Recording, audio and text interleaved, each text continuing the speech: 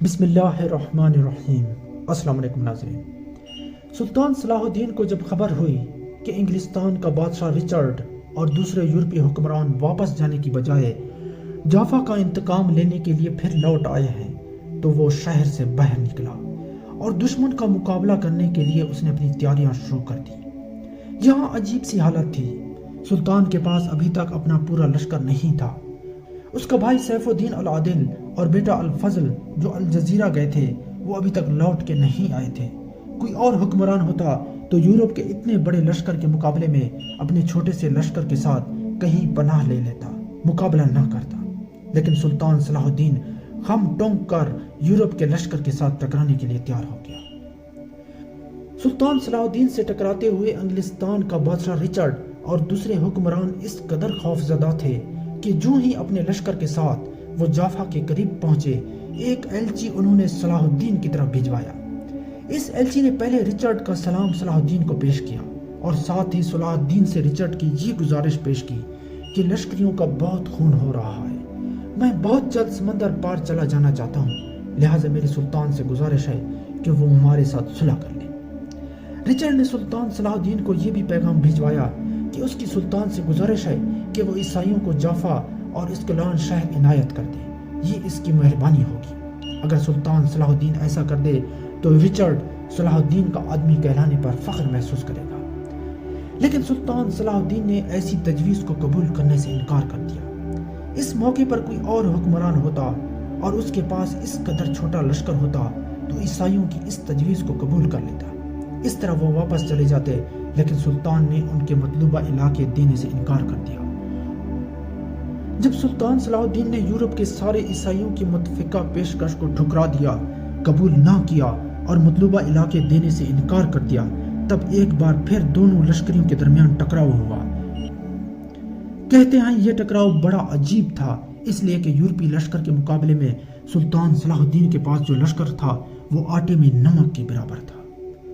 بالآخر دونوں لشکریوں میں خون ریز معرکہ ہوا، لیکن سلطان نے ان کے حملہ کو روک کر جب جوابی کارروائی کی تو یورپ کے لشکری خوف زدہ بھیڑوں کی طرح بدک کر پیچھے ہٹنے لگے تھے۔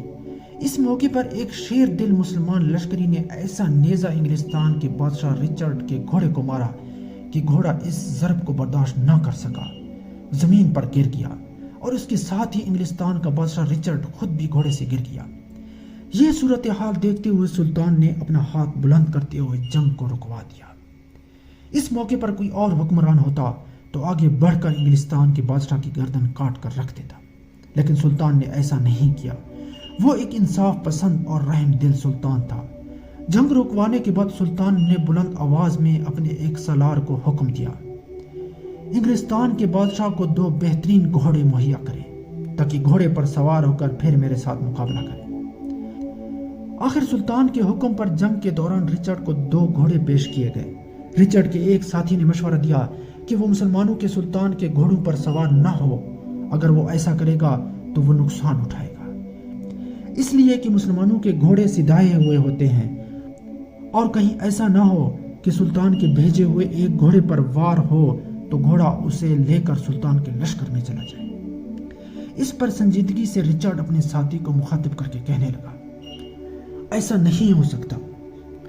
رچرڈ کے ساتھی نے گھوڑے پر نہ بیٹھنے کا مشورہ دیا تھا، چنانچہ رچرڈ نے اس کے مشورے کو رد کر دیا اور گھوڑے پر بیٹھ گیا۔ جو ہی وہ گھوڑے پر سوار ہوا، سلطان نے پھر جنگ شروع کرنے کا حکم دے دیا۔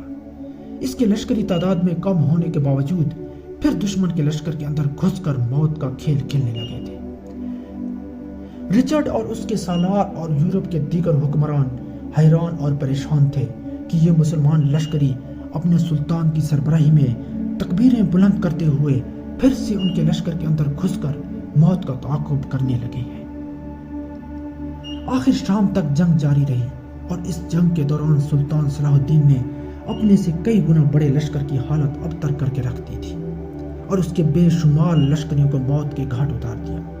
میدان جنگ کو نہ صرف خون آلود کر دیا بلکہ نصرانیوں کی لاشوں سے بھر دیا۔ گھوڑے سے گرنے اور سلطان کے گھوڑا مہیا کرنے اور پھر مسلمانوں کے ہاتھوں اپنے لشکر کا اس قدر نقصان ہونے پر رچرڈ بد دل ہو گیا تھا۔ اس کا رچرڈ پر کچھ ایسا گہرا اثر ہوا کہ وہ بیمار پڑ گیا۔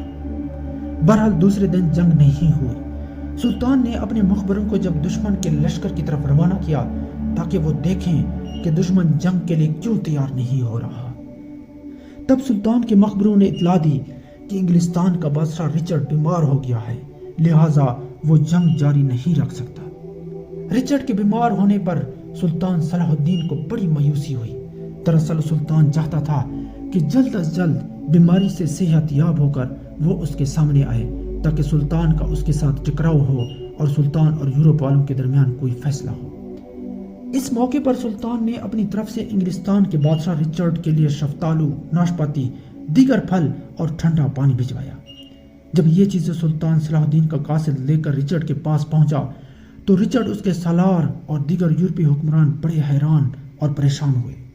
जब वो कासिद चीजें पेश कर चुका तो रिचर्ड ने उससे पूछा, तुम्हारे सुल्तान ने ये चीजें मेरे लिए क्यों भेजी हैं, जबकि मैं आप लोगों का दुश्मन हूं और तुम्हारे खिलाफ जंग कर रहा हूं। इस पर बड़ी संजीदगी से सुल्तान का कासिद कहने लगा, सुल्तान जंग में देर करने के आदी नहीं है।